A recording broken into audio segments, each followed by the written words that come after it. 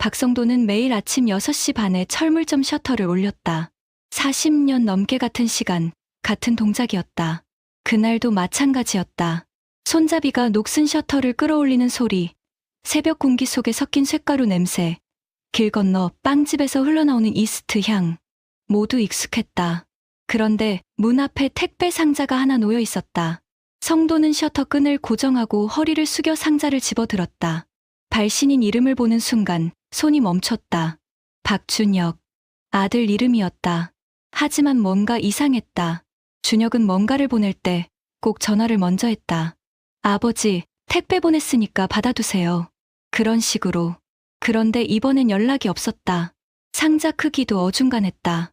테이프를 붙인 방식도 아들 손길 같지 않았다. 준혁은 꼼꼼한 성격이라 테이프를 반듯하게 붙였다.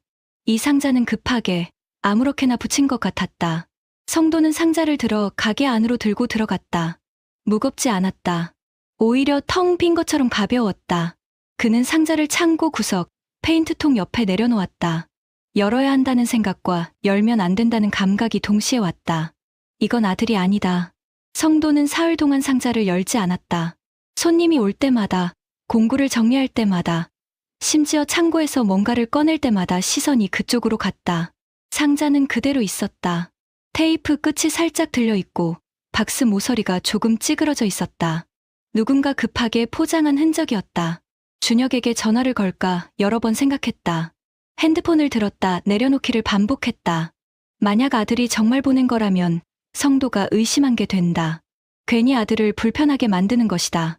그리고 만약 아들이 보내지 않은 거라면 이 이상한 상황을 어떻게 설명해야 할까? 아들 이름으로 택배가 왔는데 내가 보낸 거 맞냐고 물으면 준혁은 뭐라고 답할까? 결국 성도는 전화기를 서랍에 넣었다. 그리고 가게 일을 계속했다. 손님이 왔다. 전동 드릴 배터리를 찾는 단골이었다. 성도는 선반에서 배터리를 꺼내 건네며 농담을 주고받았다. 하지만 머릿속은 계속 창고 쪽이었다. 나흘째 되는 날 저녁, 성도는 더 이상 참을 수 없었다. 그는 상자를 들고 가게 뒤편 작업대로 갔다. 형광등을 켰다. 차가운 불빛이 작업대를 비췄다. 성도는 공구함에서 커터칼을 꺼냈다. 칼날을 세웠다. 테이프에 칼끝을 갖다 댔다. 그런데 자를 수가 없었다. 칼을 든 손이 떨렸다. 성도는 칼을 내려놓고 의자에 앉았다. 뭔가 확인해야 할 것 같았다. 이 상자가 어디서 왔는지, 누가 접수했는지, 왜 아들 이름이 적혀 있는지, 어디서부터 꼬였는지, 그걸 먼저 잡아야 했다. 성도는 상자 옆면에 붙은 송장을 자세히 들여다봤다. 접수 지점 코드가 있었다. 동네 편의점이었다. 접수 날짜는 사흘 전 새벽이었다. 그는 송장 사진을 핸드폰으로 찍었다. 그리고 상자를 다시 창고에 두고 가게 문을 잠갔다. 편의점은 철물점에서 2블록 떨어진 곳에 있었다. 걸어서 5분 거리였다. 성도가 도착했을 때 점주는 진열대 앞에서 담배를 정리하고 있었다. 50대 초반쯤 되어 보이는 남자였다. 성도와는 오래 알던 사이였다. 어르신, 어쩐 일이세요? 담배 사러 오셨어요? 아니, 택배 하나 물어볼 게 있어서.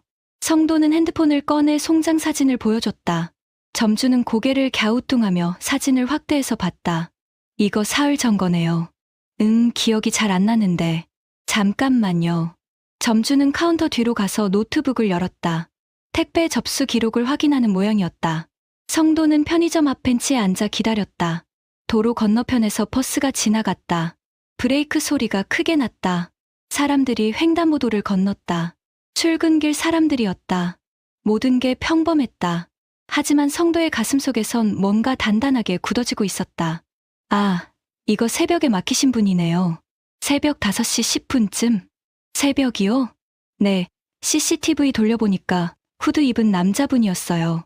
키는 170 후반, 얼굴은 잘 안 보이고 모자 깊이 눌러쓰고 오셨더라고요. 성도는 천천히 고개를 끄덕였다. 준혁은 키가 180이 넘었다. 그리고 새벽에 이 동네에 올 이유가 전혀 없었다. 회사는 반대편 도시에 있었고 집도 거기였다. 성도는 송장을 다시 봤다. 경유지가 2군데 더 찍혀 있었다. 고속도로 휴게소, 그리고 외곽 물류센터. 혹시 그 사람이 뭐 특이한 말 했나요? 아니요. 그냥 조용히 맡기고 가셨어요.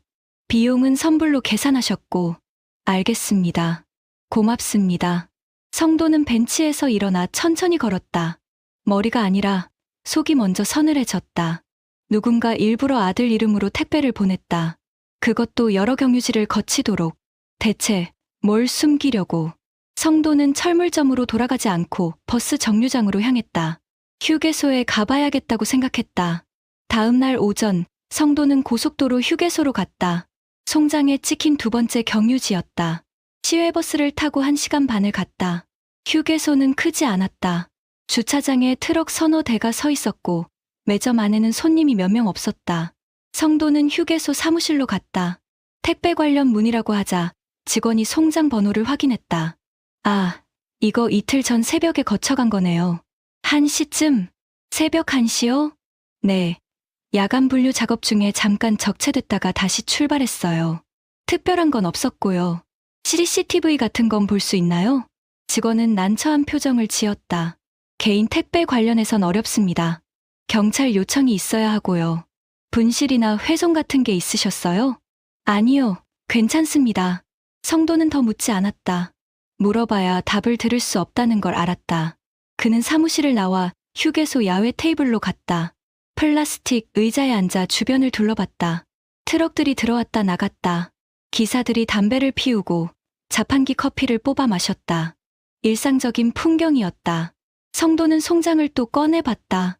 마지막 경유지는 시외 물류센터였다. 거기서 최종 분류를 거쳐 동네 편의점으로 넘어간 것이다. 그는 송장 뒷면을 봤다. 거기에 작은 글씨로 뭔가 적혀 있었다. 처음엔 못 봤던 글씨였다. 이름과 전화번호였다. 성도는 그 이름을 여러 번 읽었다. 강유진. 누구지? 준혁이 아는 사람인가? 성도는 휴게소 벤치에 한참 앉아 있었다. 바람이 불었다. 차가웠다. 그는 점퍼 지퍼를 올렸다. 누군가 이 상자를 의도적으로 여러 경로를 거치게 만들었다. 빠른 배송이 아니라 추적이 복잡해지도록. 그리고 마지막 발신인 이름만 아들로 바꿔놨다. 성도는 가슴 한가운데가 못 하나 박힌 것처럼 뻣뻣해졌다. 아들이 뭔가를 대신 짊어진 것 같았다. 누군가의 잘못을, 누군가의 선택을, 그리고 이 강유진이라는 사람이 그 진실을 아버지에게 알리려 한 것 같았다. 성도는 집으로 돌아와 상자를 가져왔다. 이제는 더 이상 미룰 수 없었다. 그는 커터칼로 테이프를 잘랐다. 뚜껑을 열었다. 안에는 서류 봉투 하나와 USB 하나가 들어 있었다. 그리고 봉투 위에 메모지가 한 장 놓여 있었다. 아버지가 알아야 합니다. 준혁 씨가 먼저 떠안았습니다. 손글씨였다. 여자 필체 같았다. 성도는 메모지를 내려놓고 서류 봉투를 열었다. 안에는 계약서 사본이 여러 장 들어 있었다. 물류센터 내부 계약서였다. 계약 당사자 이름란에 준혁의 이름이 있었다. 날짜는 3달 전이었다. 그런데 이상했다. 성도가 아는 한 준혁은 현장 관리자였다. 물류 입출고를 체크하고 작업자들 일정을 조율하는 일을 했다. 계약 담당이 아니었다. 계약서에 서명할 권한도 없었다.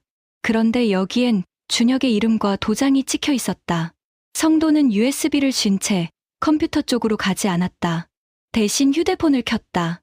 손가락이 번호를 찾는 동안 숨이 한번 끊겼다. 파일 제목이 떠오르자 성도는 화면을 바로 꺼버렸다. 대신 서류 봉투를 펼쳐 바닥에 쫙 깔았다. 성도는 숫자 대신 날짜만 봤다. 같은 날이 2번 다른 글씨로 적혀 있었다. 성도는 그 종이를 뒤집어 봉투에 다시 넣었다.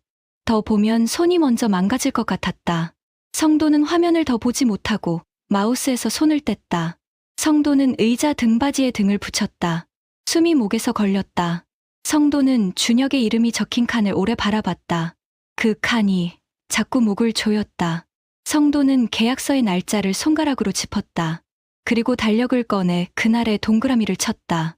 성도는 서류를 다시 봉투에 넣었다. USB도 뺐다. 손이 떨렸다. 화가 났다. 아들에게. 아니, 아들을 이렇게 만든 상황에. 그리고 자신에게도. 아들이 이런 선택을 하도록 내버려둔 자신에게. 그는 명함을 집자마자 재킷을 걸쳤다. 상자는 닫지 않았다. 뚜껑이 열린 채로 가게 불빛 아래 남겨졌다. 강유진. 성도는 그 이름을 입안에서 한번 굴렸다. 그리고 그 번호를 눌렀다. 연결음이 울리자 성도는 한마디만 준비했다.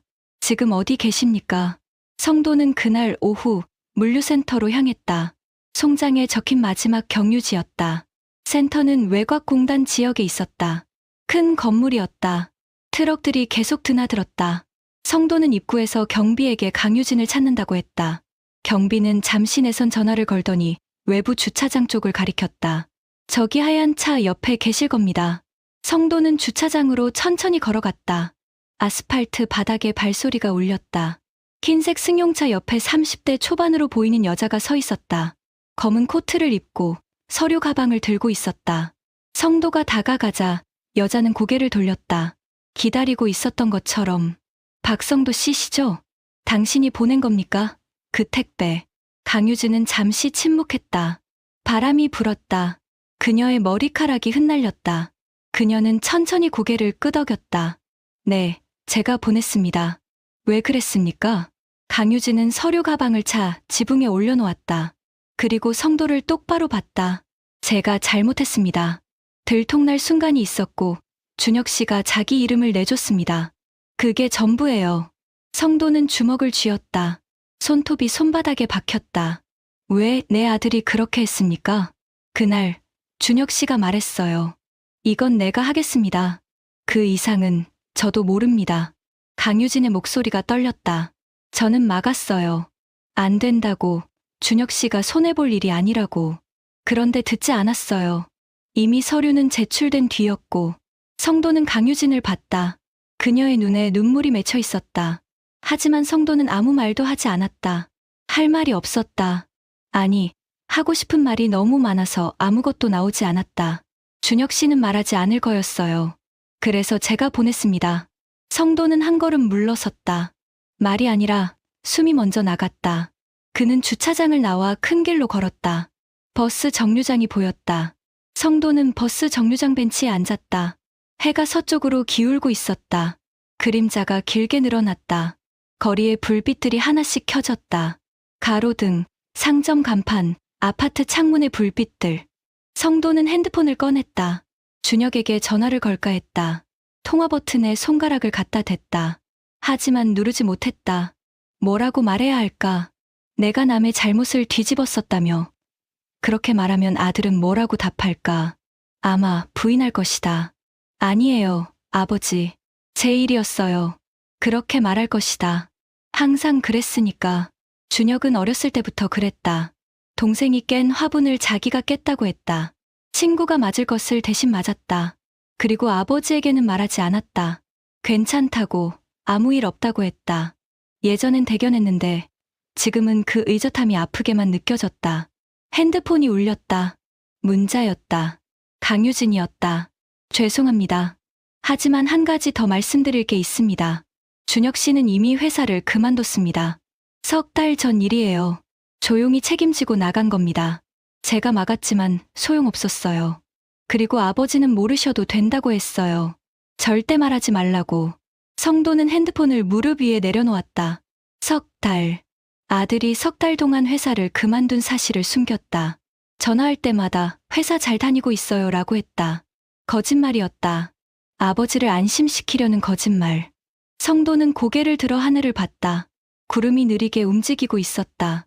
주황빛으로 물들어 있었다. 성도는 혀끝에 올라온 말을 삼켰다.